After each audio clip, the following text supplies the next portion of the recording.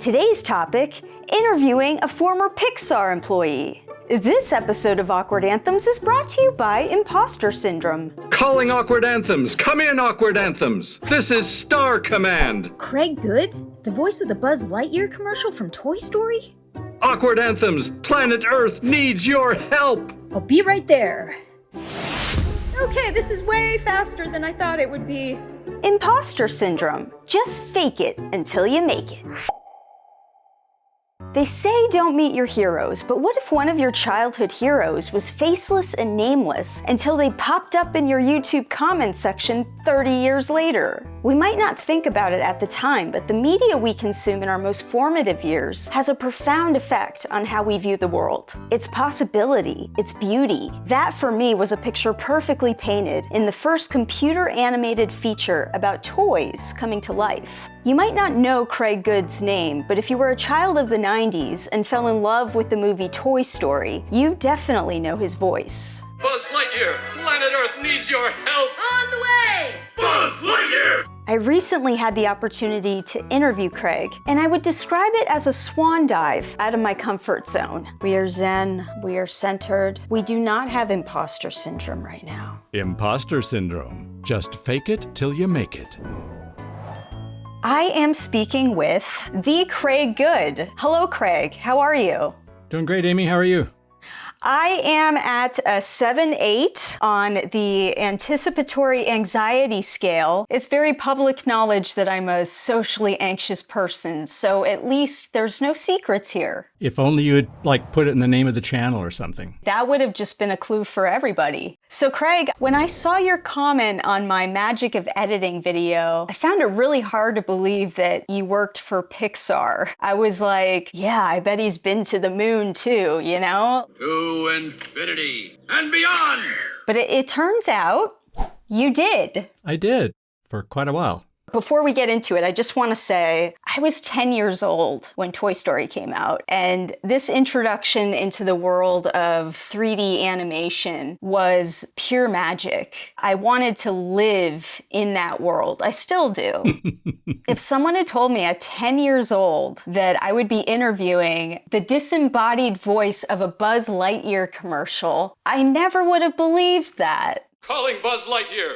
Come in, Buzz Lightyear! You know, almost anything that you could have told us when we were 10, we wouldn't have believed. That's true. Well, I've got some great questions submitted by the Awkward Anthems community, and I'm just going to give you the floor. I'll pose the questions, and you just elaborate as much as you would like. From what I've studied as a 30-year employee of Pixar, you have played many roles in your career. A lot of voice acting, but in terms of production, you've also co-directed, you've written screenplays, and you've been a layout artist for a number of productions. Brave in 2012, Partly Cloudy, a short from 2010. And guys, if you haven't seen this, it is a thing of beauty. The story, the particle work, the flow of movement through perspective, which is what I assume you were responsible for. I was involved, yeah. It's a lovely short to show you what Pete Sohn's sensibility is like. He's just a doll. I love him. I also read that you did a lot of camera polish on Finding Nemo, Monsters, Inc., A Bug's Life, one of my top favorite films of all time. You, sir, have made some very solid choices in your career.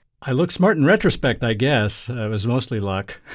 Mostly luck. Well, luck factors into everything. I know that very well. Some people might not be familiar with what a layout artist does and where that fits in the production pipeline. Would that be like the director of photography, just like in a virtual environment? Kind of. Pixar's credits in the last several films have started reflecting the fact that if you took a DP and sawed him in half and took the lighting part and the camera part, layout would be the camera part. Editorial is at the heart of this. If anyone's really interested in editing, do I know anybody here who might be interested in editing?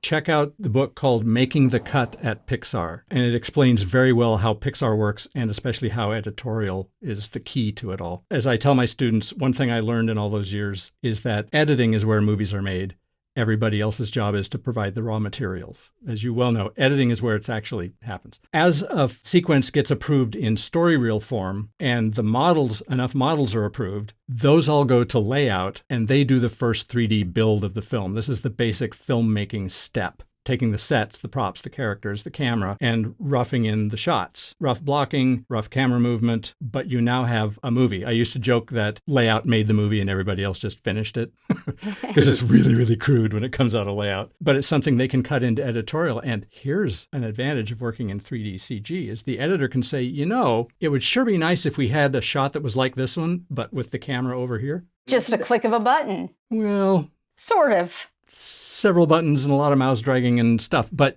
you can go in and do it because all of our actors are motion control. So no matter where we are in the process, I can change the camera even after the acting's done. That's where layout fits in. Where camera polish fits in, it's what I started doing starting on A Bug's Life. We realized after the experience with Toy Story, and we learned so much on Toy Story because we were so stupid the way we made it, is we needed a senior person who could babysit the camera once it went into animation and from there all the way through the end of production. Because you don't know how to operate the camera till the acting's actually in. And sometimes the animators need a little support with the camera to do the acting they want to do and the blocking they want to do. So there's a lot of back and forth. My big drum solo on that was WALL-E. I actually touched every single shot in the film. I did the final camera operation and focus pulling for every single shot in that movie.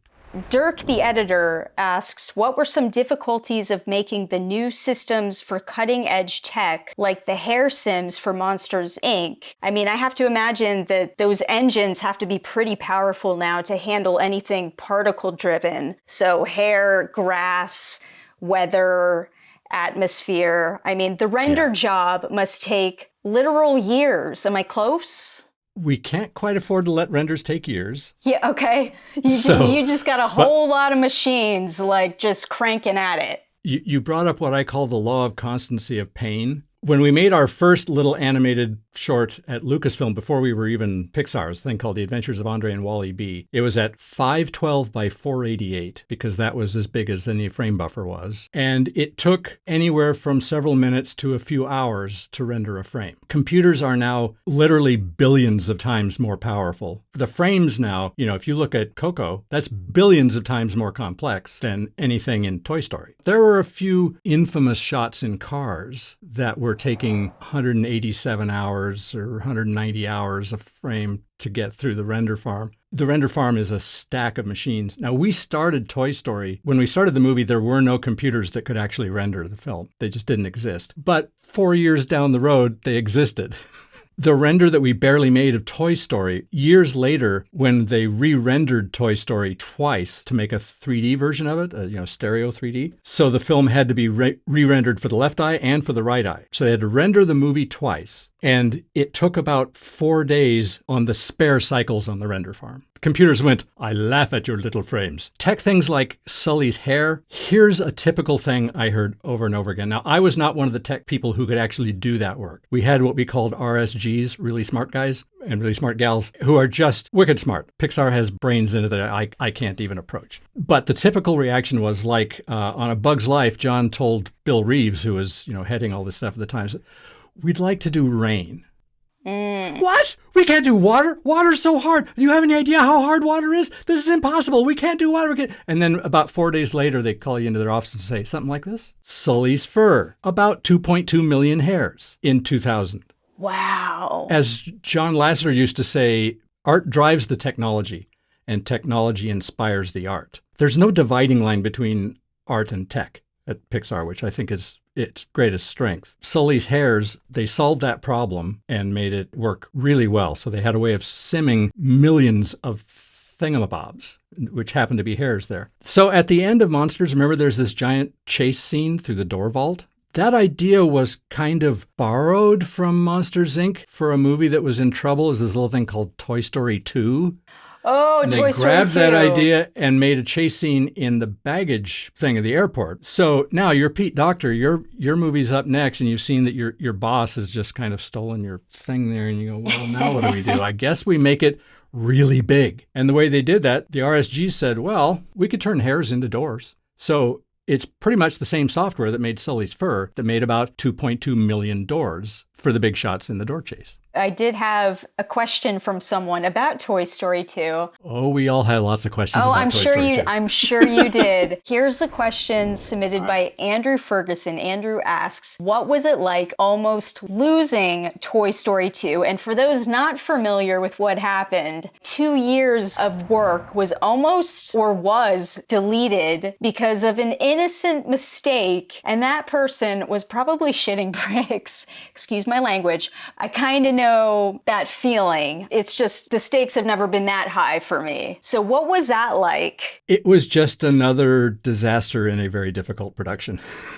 We were also numb by that point. With a Unix file system, it's very easy to type one stray command and just delete everything. We've long believed in backup. My first job at the Lucasfilm Computer Division was doing backups, so everyone understood backups. Unfortunately, the backups were corrupt when they went to find them. Fortunately, Galen Sussman, who was pregnant at the time, had a copy of the movie on her machine that she took home to be able to work during the last months of her pregnancy. She and Orrin Jacob drove to her house. God bless that woman. Packed up that computer in all the bubble wrap and blankets they could find, gently put it in the car, drove very carefully across the Bay Bridge. They plugged it in, restored the thing, and we got the movie back. Wow. So we were only down for like a couple of days, I think. Back then, for you young'uns who don't remember, Disney liked to do sequels direct-to-video. And Toy Story 2 was going to be a direct-to-video sequel. And we had a team set up to do it, and story development started. And then someone said, this is good enough. We should just make it a feature. Yeah, okay. A whole new set of requirements. That team got overwhelmed trying to turn it into a feature. We essentially remade the movie, doing about a year and a half worth of work in like 6 or 7 months. It literally nearly killed people. I had friends who got RSI so badly that they had to find new lines of work. On the other hand, it was fun. I remember the late Glenn McQueen. He's the one that Cars is dedicated to. We sadly lost him to cancer way, way, way too young. When we were making Toy Story 2 and it was coming together, he said, it feels like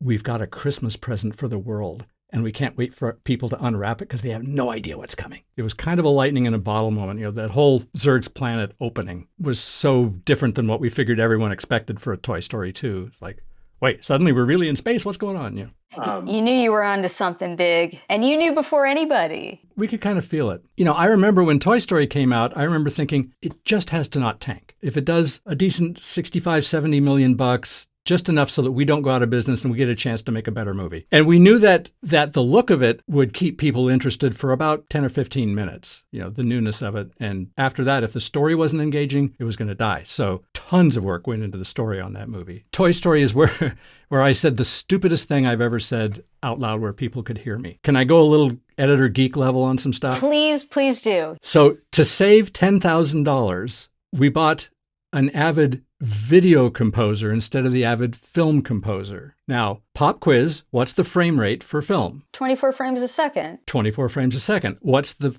frame rate for video? 60. 30?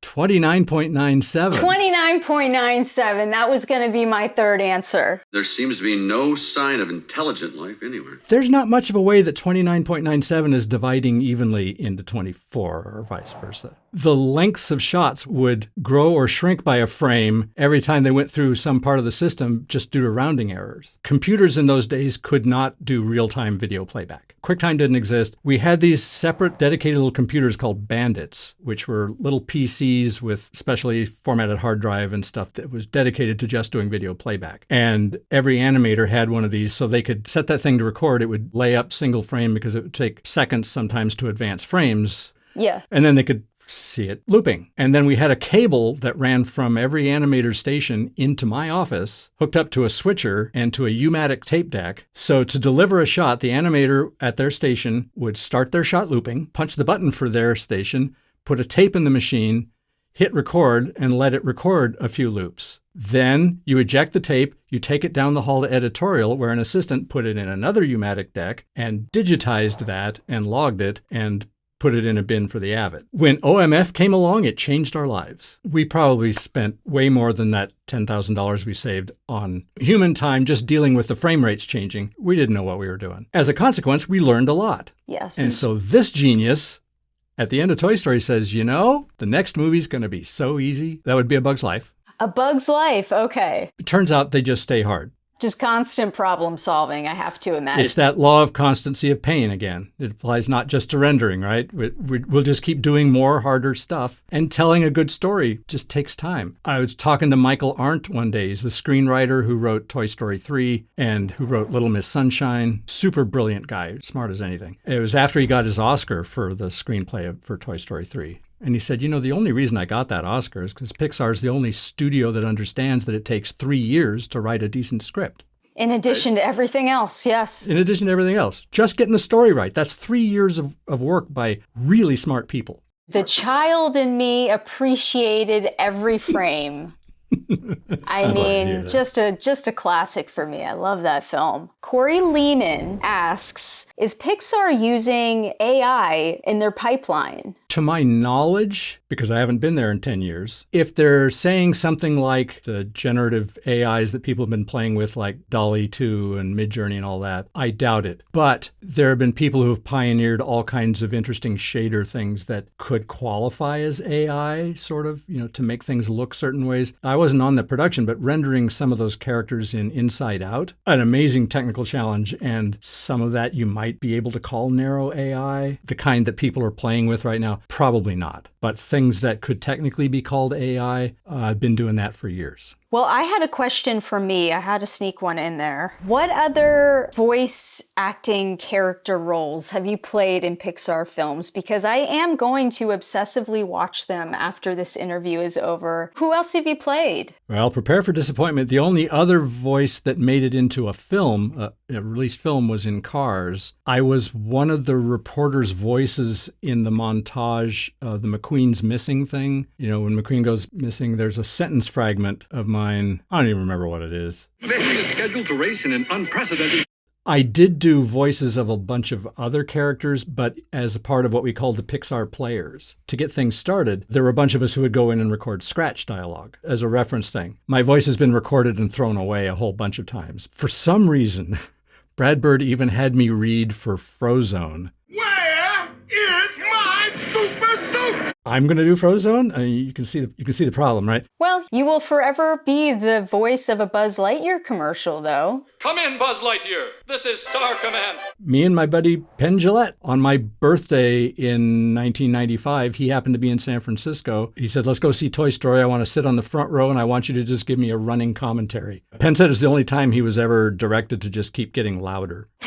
John just kept saying, can you do it bigger? High pressure space wings. High pressure space wings! What do you think the animation world will look like in 5 to 10 years? It's impossible to say. And here's why. Another book I highly recommend for anybody who wants to get into the geeky details of how this stuff works is called The Biography of the Pixel by Alvy Ray Smith, which is a beautiful history of computer graphics and will give you all kinds of background and stuff. Alvy points out that a really good way to look at Moore's Law is that everything good about computers gets better by an order of magnitude every 5 years. And an order of magnitude is so big that we can never wrap our heads around what it's going to mean. People are treating things like DALL-E 2 and Midjourney like toys now. 5 years ago, that was complete science fiction. That's what an order of magnitude can do. So I feel fairly confident predicting that at least CG animated films will be at least 10 times more complex than they are now. Storytelling changes very slowly,